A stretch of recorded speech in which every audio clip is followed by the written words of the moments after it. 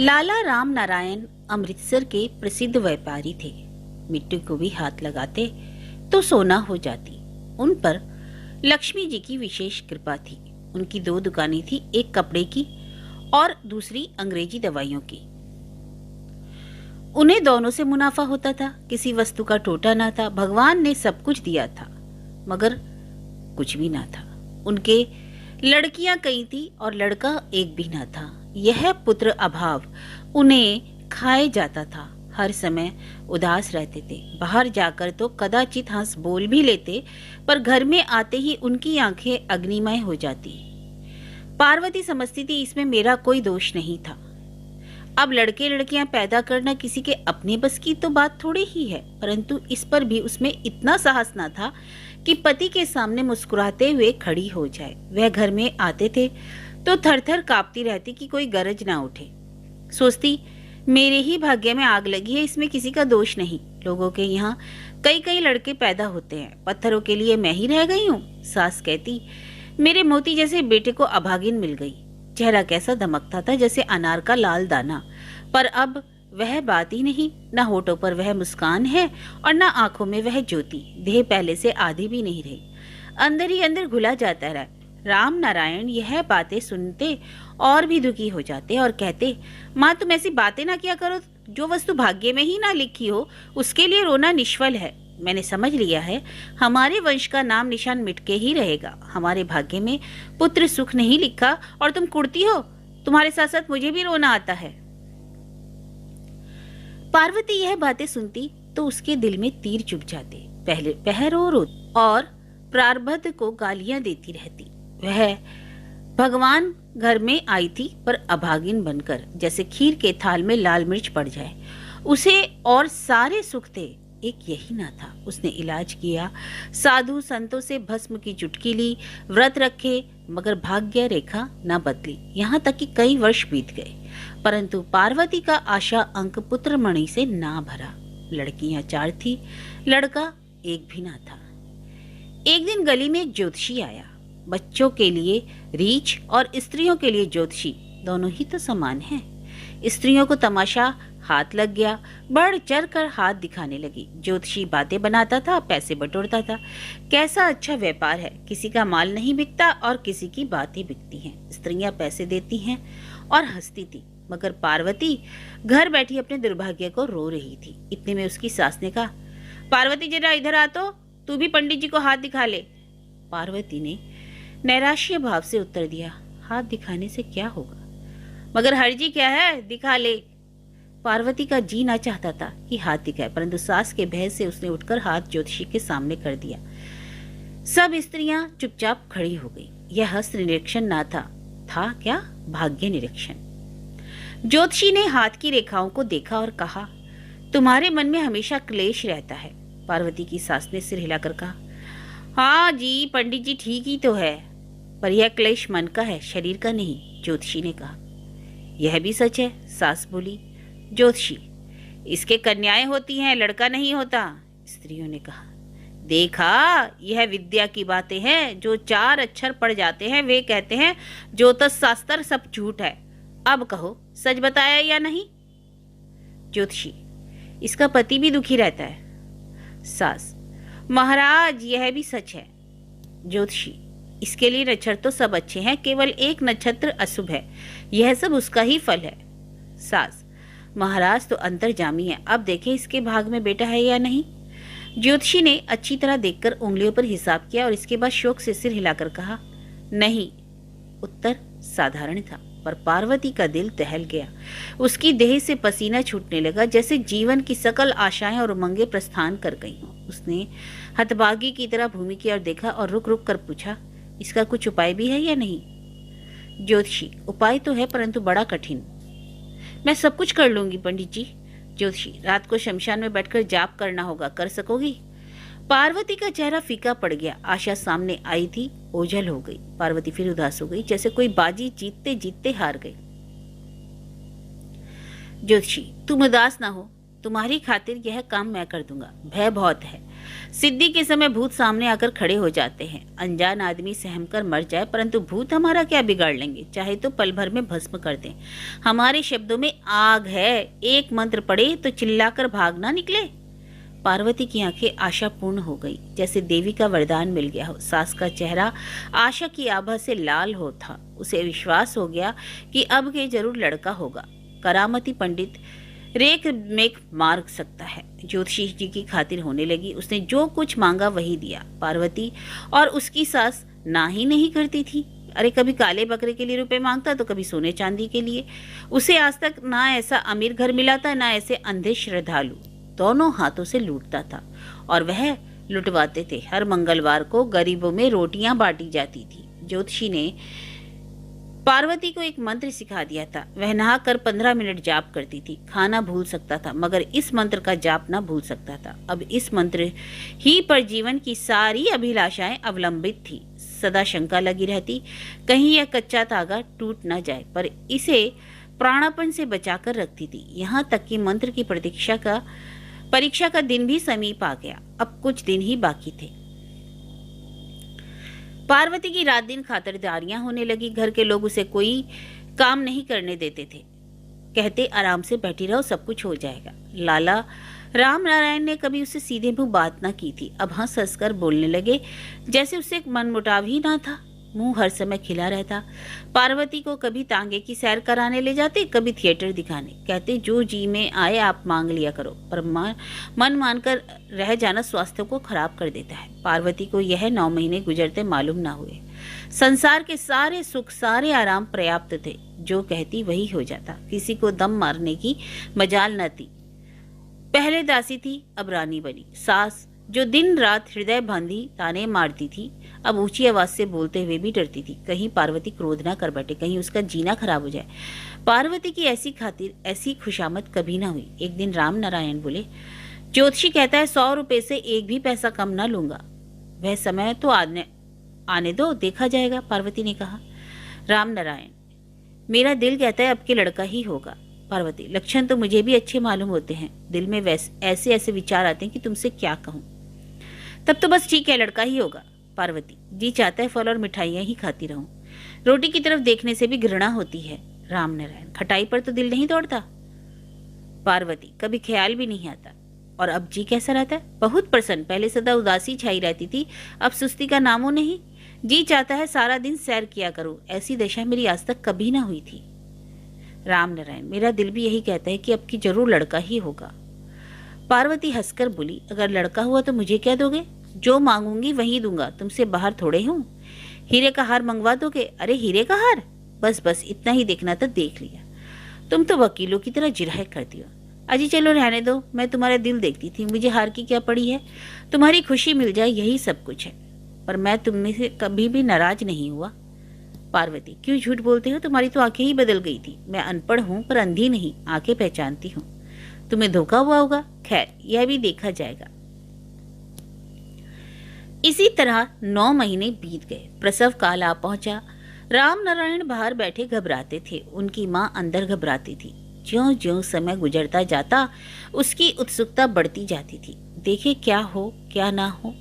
चेहरे का रंग क्षण क्षण में बदल रहा था। कभी आशा और कभी निराशा, कभी व्याकुलता। उनकी सकल इच्छाएं, समस्त उल्लास, सारे उद्गार आंखों में आ बैठे थे। उनके जीवन का आधार अब केवल एक शब्द पर था। यह खेती एक छींटे की प्यासी थी। यह लता एक ही झोंके की भूखी थी।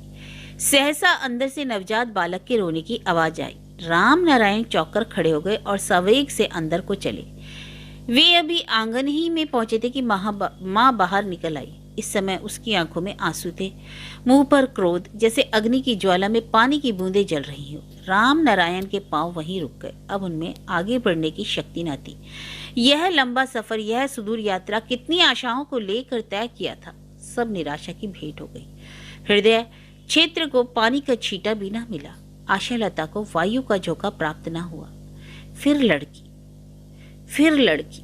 राम नारायण का सिर चकराने लगा। निराशा जब चरम सीमा पर पहुंच जाती है तो हमारी जीभ बंद हो जाती है। राम नारायण भी चुप हो गए। बहुत देर के बाद बोले, अब तो जी चाहता है कहीं निकल जाऊं, यहाँ मेरे दिल को शांति ना मिलेगी। माँ, धीरज धरो, घबराने से क्या होता है? राम नारायण, वह ज्योतिषी मिल जाए तो मुंह नोच लूं। मुझे तो उस पर पहले ही विश्वास न था, मगर तुम्हारे ख्याल से चुप रहा, हजारों पर पानी फिर गया। माँ, मुझे क्या पता था, धोखा ही धोखा है। राम नारायण, कहता था जाप करूंगा तो लड़का हो जाएगा, सब वाहियात ढकोसले हैं। ऐसे महात्मा होते तो मांगते क्यों फिरते, घर बैठे पाँव ना पुजवाते। माँ, बेटा, जब अपने ही कर्मों में ना हो तो कोई क्या कहे।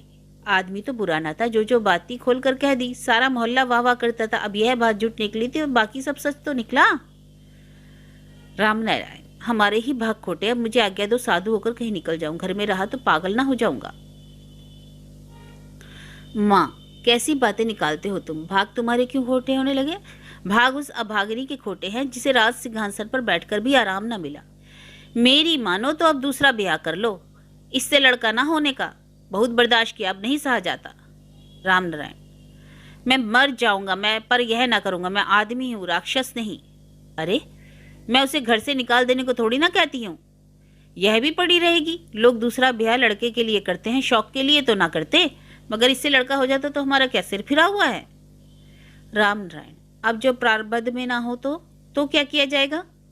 माँ, इसलिए तो कहती हूँ दूसरा ब्याह कर लो, परमेश्वर कृपा करेगा। यह बातचीत पार्वती ने सौर ग्रह में लेटे लेटे सुनी। वह पहले ही मर रही थी, बातचीत सुनकर और भी मर गई। उसे विश्वास हो गया कि अब यह ब्याह कभी ना रुकेगा। आने वाले दिन आंखों तले फिर गए। सोचने लगी, क्या होगा, अब यह हाल है तो ब्याह के बाद क्या होगा? सभी दुत्कारेंगे, सब नई बहू को पूछेंगे, मुझे कोई भी ना पूछेगा। यह अनादर, यह अपमान, यह तिरस्कार कैसे सहूंगी? पार्वती ने अपने सिर पर जोर से थप्पड़ मारा और रोकर कहा, परमात्मा, अब तो उठा लो, सहा नहीं जाता। हम रोते हैं इसलिए कि दूसरे हमें चुप कराएं, इसलिए नहीं कि हमें और भी रुलाएं। पार्वती इसी ख्याल से रोई थी, लेकिन उसकी सास ने जब शब्द सुना तो वे और भी लाल पीली हो गई। उच्च स्वर में सुनाकर बोली, तेरे भाग में मौत नहीं, मौत तो हमारे भाग में है। बैठी राज करती है और छाती पर मूंग दलती है। यह शब्द नहीं थे, जहर में बुझे हुए तीर थे। पार्वती की आंखें अग्निमय हो गई, उसकी सारी देह जलने लगी। रगों का रुधिर इस तरह खौलता था जैसे कढ़ाई में तेल खौलता हो। सहसा राम नारायण अंदर आ गए और प्यार से बोले, पार्वती, धीरज धरो, लड़के लड़कियां दोनों बराबर हैं। माता जी जोश में आकर जो जी में आता है कह देती हैं, मगर उनकी नीयत खोटी नहीं, भोली है। इतना नहीं समझती कि जिनके यहाँ बेटे नहीं होते वह मर थोड़ा ही जाती है। तुम ऐसी बातों की चिंता ना किया करो, नहीं तो बीमार हो जाओगी। पार्वती चौंक पड़ी। उसे आश्चर्य यह था कि यह मीठे शब्द राम नारायण के मुंह से कैसे निकले। वह आज तक यही समझती थी कि यह बेटे का मुंह देखने का तरस रहे हैं। अभी अभी माँ बेटे में जो बातें हो रही थी उनसे भी यह प्रकट होता था। एकाएक यह परिवर्तन क्यों? पार्वती ने बहुत सोचा, मगर कोई बात उसकी समझ में ना आई। उसे आश्चर्य हुआ, पर इस आश्चर्य से बढ़कर प्रसन्नता हुई। उसने कातर दृष्टि से अपने पति की तरफ देखा और आंख बंद कर ली। उसके सब पराये थे, केवल पति तो अपना था, मगर उसके लिए यही तो सब कुछ था। परंतु कुछ दिन के बाद पति भी अपना ना रहा। राम नारायण ने दूसरा ब्याह कर लिया। पार्वती पर दुख का पहाड़ टूट पड़ा। उससे कोई सीधे मुंह बात भी ना करता था। सब नई दुल्हन की सेवा में लगे रहते। अब नई दुल्हन घर की सब कुछ थी, पार्वती कुछ भी ना थी। यहाँ तक कि उसका मान दासियों के बराबर भी ना था। अब वह किसी काम में दखल ना देती, चुपचाप अपनी कोठरी में पड़ी रहती, जो मिलता खा लेती, जो हाथ आता पहन लेती। अब उसे किसी की कड़वी बात पर क्रोध ना आता था, न जली कटी बातें सुनकर आंखें सजल होती थी। कभी जरा से कटु भाषण पर उसके शरीर में आग लग जाती थी। उस समय वह घर की रानी थी, मगर अब सिंहासन छीन चुका था। अब उसके पति ने उसे अपने मन मंदिर से निकाल दिया था। अब वह रानी नहीं, भिखारिन थी। भिखारिन को क्रोध करने का अधिकार किसने दिया? माँ ने भी नहीं। भिखारिन कुछ दिन मुफ्त की रोटियां फाड़ती रही, फिर काम करने लगी। पहले रानी से भिखारिन बनी थी, अब भिखारिन से दासी। उधर दयावती सारे घर पर शासन करती थी। वह हंसती थी तो घर के सारे लोग हंसते, उदास होती तो घर के लोग उदास हो जाते। जरा तेज चलती तो सास कहती, बेटी संभल कर, नहीं तो पांव दुखने लगेंगे। ऊपर से नीचे उतरती तो कहती, कमर दर्द करने लगेगी बेटा। उसका जरा सा सिर दुखता तो राम नारायण की जान पर बन जाती। भागे भागे डॉक्टर के पास जाते और दवाओं की शीशियां उठा लाते। नंदे दयावती पर प्राण देती थी। क्या मजाल जो उसकी इच्छा के विरुद्ध एक शब्द भी मुंह से निकल जाए। परंतु इतना कुछ होने के पर भी दयावती खुश न थी। उसे दिल में हर समय बुरी बुरी भावनाएं उठा करती। एकांत में बैठती तो फूट फूट कर रोया करती। उसे हंसते मुस्कुराते देखकर किसी को संदेह भी ना हो सकता था कि उसके दिल में कोई प्राणघातक जलन, कोई दुखदायक पीड़ा होगी। ऊपर ठंडा पानी लहरें मारता था और नीचे आग सुलगती थी। रात का समय था। पार्वती ने बर्तन साफ किए, रसोई घर धोया और छोटी लड़की को लेकर अपनी कोठरी में चली गई। मगर उसके शरीर का एक एक अंग दर्द कर रहा था। दूसरे दिन जागी तो सारा शरीर तप रहा था और सिर उठाए ना उठता था। पार्वती चुपचाप लेटी रही। उसमें हिलने की हिम्मत ना थी। यहाँ तक कि 9 बज गए और चूल्हा गर्म ना हुआ। लड़कियां रोटी मांगती थी और रोती थी। पार्वती उनकी तरफ देखती थी और कर्राती थी। यह हृदय विदारक दृश्य देखकर दयावती का दिल पसीज गया। वह दयावती थी, उसमें दया का अभाव ना था। उसने मुंह से कुछ ना कहा, परंतु रसोई घर में जाकर रसोई बनाने लगी। इतने में पार्वती की सास ने पार्वती की कोठरी के बाहर आकर कहा, परमात्मा करे ऐसी बहू किसी को ना मिले। खाने को हर घड़ी तैयार और काम का ध्यान नहीं। नई दुल्हन बैठी काम करती है और यह रानी सेज पर लेटी है, कोई देखे तो क्या कहे। पार्वती ने कर्राकर उत्तर दिया, क्या करूं माँ जी, बुखार हो रहा है। अरे यह सब बहाने मैं खूब जानती हूँ, बुखार बुखार कुछ नहीं, बहाना है बहाना। माँ जी बहाना तो मैंने आज तक कभी नहीं किया। बड़ी सतवंती है ना तू, बहाना क्यों करने लगी? कल सांझ तक बुखार ना था, अब कैसे हो गया? अब यह मैं क्या जानूं, रात को देह दर्द करती थी। देखना कहीं निमोनिया ना हो जाए। हो जाए तो क्या कहना, मगर निमोनिया भाग्यवानों को होता है, माँ को नहीं। भाग्यवान तो मैं ही हूं। अब मुझे मार, मुर्दार गालियां देती है। अब तो लड़ती है। मैंने यह कब कहा है? तो क्या मेरा सिर फिरा है? शायद फिरा हो।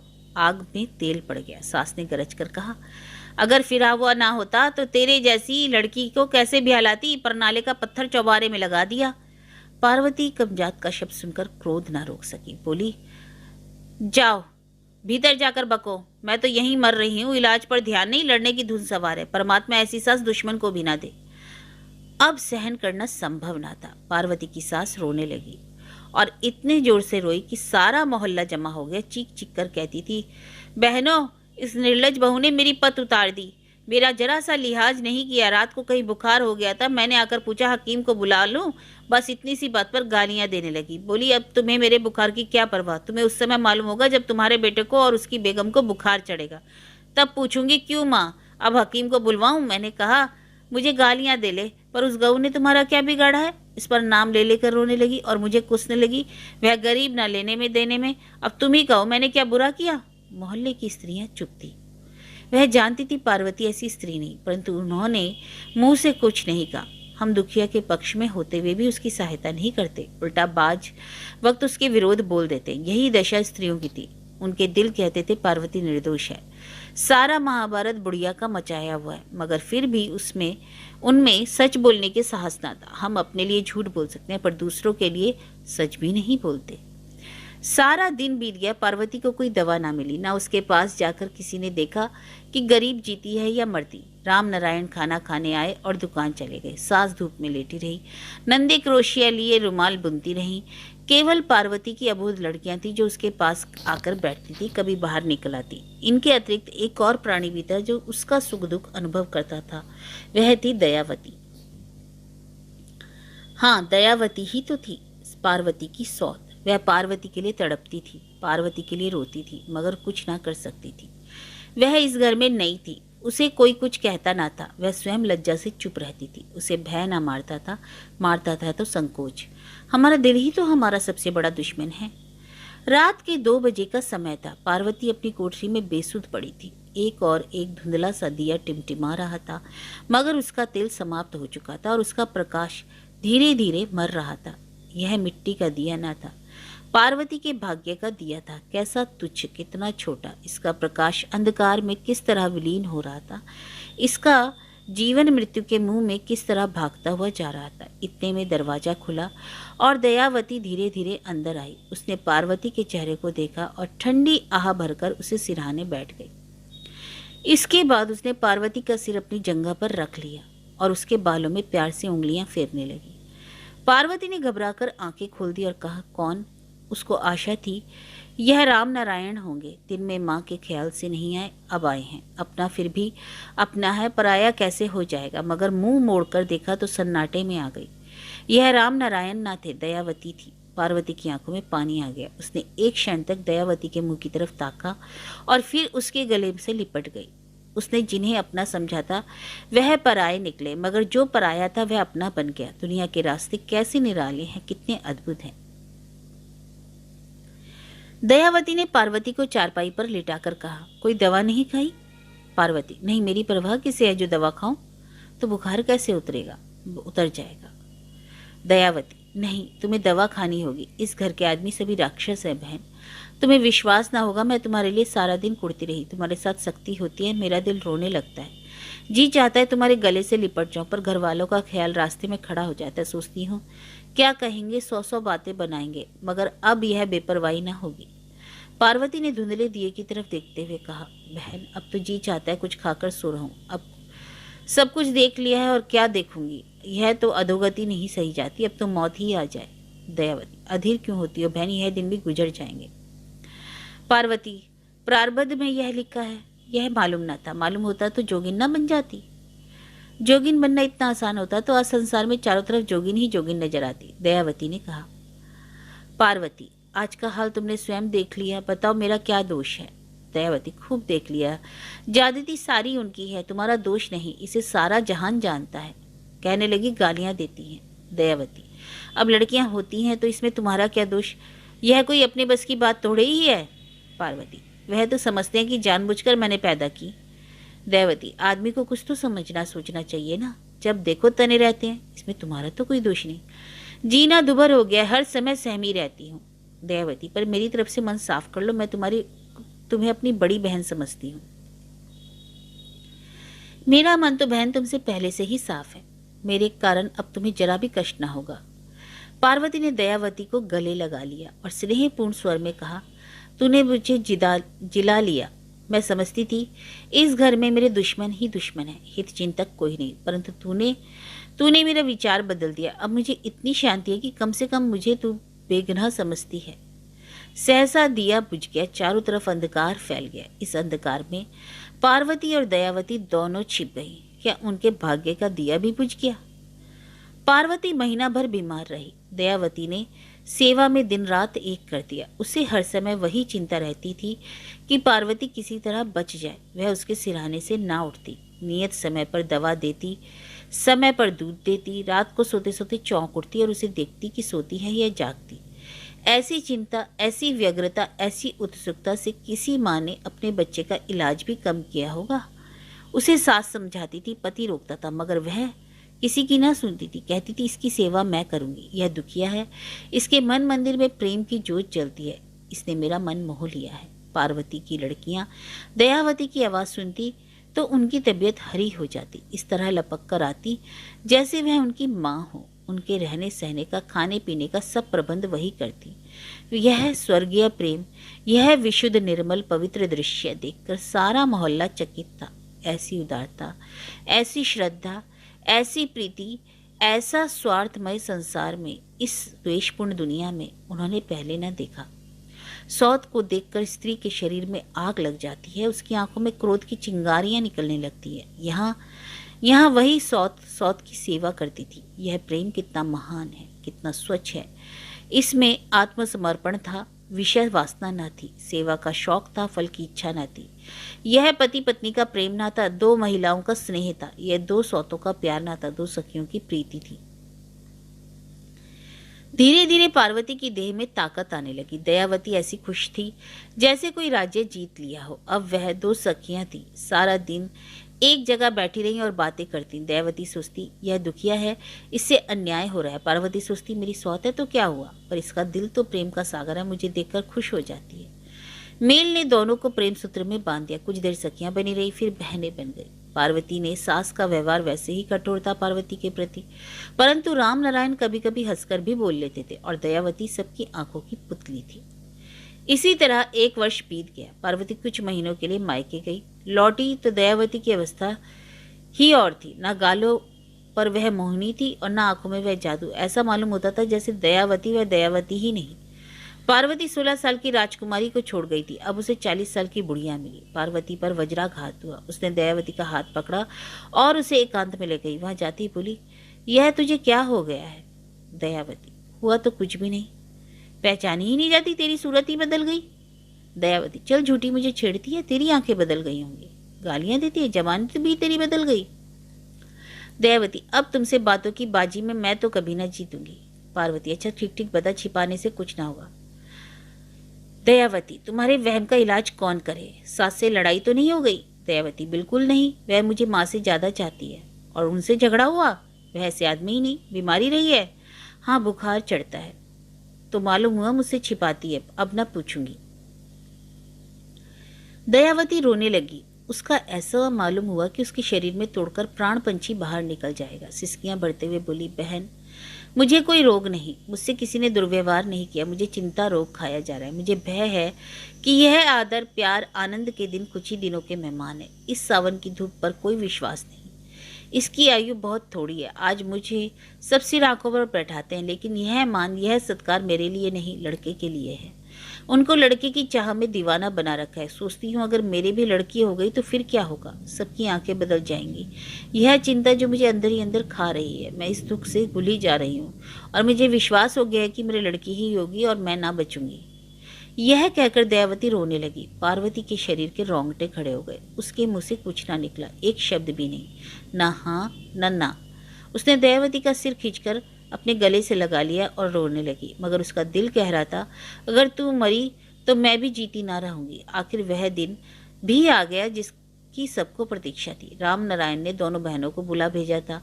एक दाई रखी और एक लेडी डॉक्टर। खाना बनाने के लिए एक स्त्री अलग थी। लेडी डॉक्टर ने कह दिया था लड़का होगा। राम नारायण ऐसे खुश थे जैसे भिखारी को राज सिंहासन मिल जाए। उछलते फिरते थे, उनके पांव धरती पर न पड़ते थे।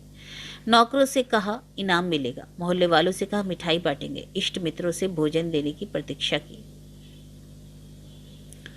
संध्या का समय था। रामनारायण के घर में स्त्रियां दौड़ती फिरती थी, कानों पड़ी आवाज सुनाई न देती थी। लेडी डॉक्टर सख्ती के साथ हुक्म देती थी और लड़ती थी, मगर कोई बुरा न मानता था। कहीं गर्म पानी चढ़ा था, कहीं रुई के फाये कतरे जा रहे थे। पार्वती उड़ी फिरती थी, दिल में प्रार्थना करती कि दयावती को लड़का हो, लड़की ना हो।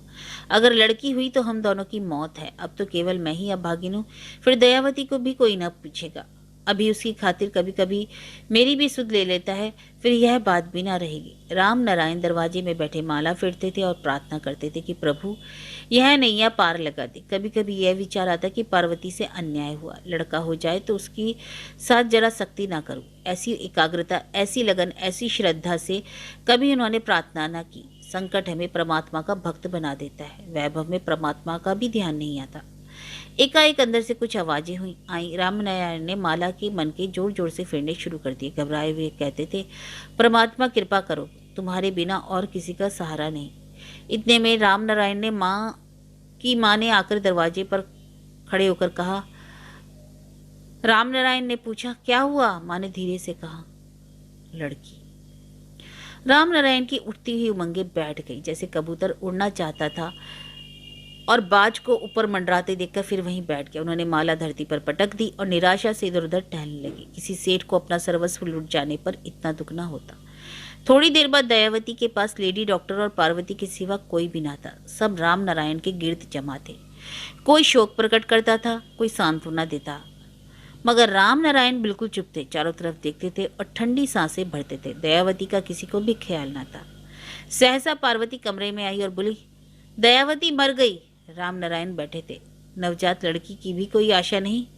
सारे घर में कोहराम मच गया। राम नारायण, उनकी माँ, उनकी बहनें सब रोने लगी। उनके आर्तनाद ने दुश्मनों के कलेजे भी छलनी कर दिए। इस तरह रोती थी जैसे उनका लड़का मर गया है। केवल पार्वती की आंखों में पानी ना था। वह कहती थी, कैसे छलिए हैं, दिल में दया नहीं, आंखों में आंसू हैं। परमात्मा करे ऐसे धोखेबाजों के यहाँ कभी संतान ना हो। दूसरे दिन दयावती और उसकी लड़की दोनों की अर्थी उठी। घर के सब लोग साथ थे, केवल पार्वती ना थी। उसे रात ही बुखार हो गया था। राम नारायण ने लड़कियों को उसके पास छोड़ा और स्वयं अर्थी के साथ चले गए। दाह कार्य करके लौटे तो घर में पार्वती की लाश पड़ी थी और उसके पास उसकी अबोध कन्याएं बैठी फूट फूट कर रो रही थी। उसने दयावती से कहा था, एक साथ जिएंगी, एक साथ मरेंगे। उसका वचन झूठा ना निकला। वह दाह कर्म के समय पछड़ गई, परंतु परलोक यात्रा में पीछे न रही। दोनों विपदाग्रस्त स्त्रियां एक ही दिन में दुनिया से रवाना हुई।